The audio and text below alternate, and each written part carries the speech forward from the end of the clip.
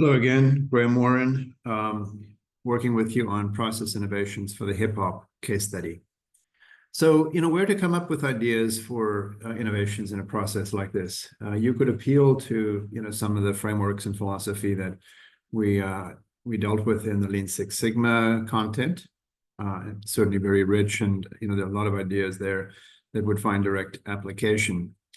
I'm going to take the approach of looking at the innovations from the four perspectives, and those are that utilization matters, psychology matters, variance hurts, and pooling matters, and think about how we could come up with changes to this process that impact our two KPIs: the flow time of patients, the average flow time, and the number of surgeries, which is going to have a direct impact on revenues.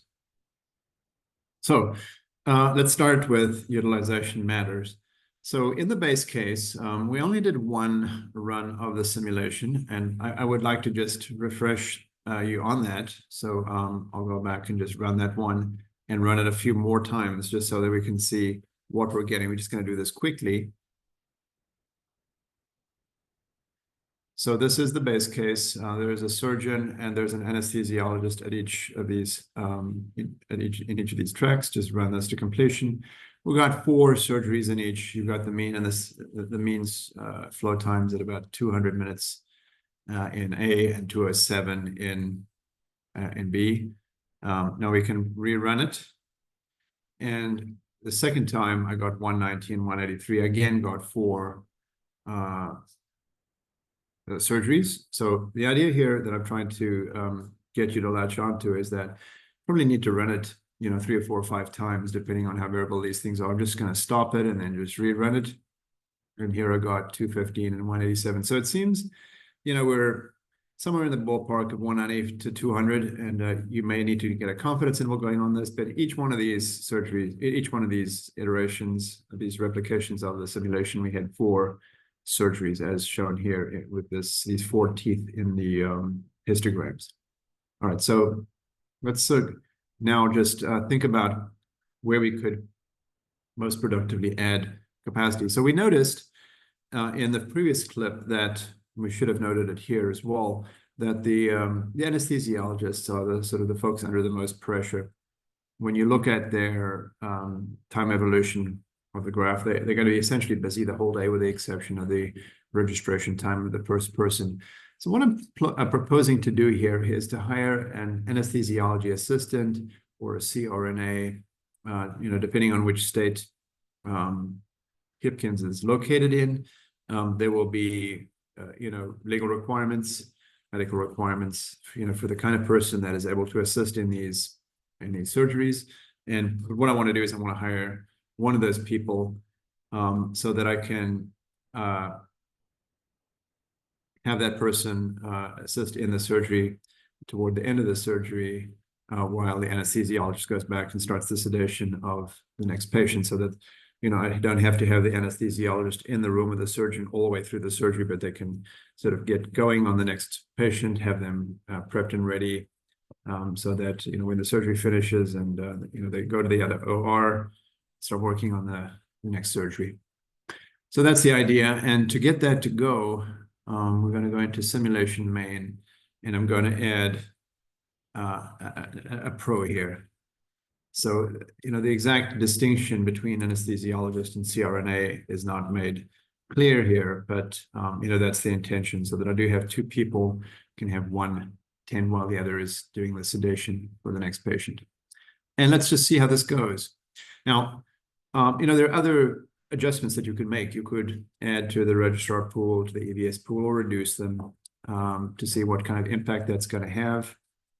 That bounced on me a little bit. Let me just see if I can get this to resize nicely again. And I just want to run it fast to completion here.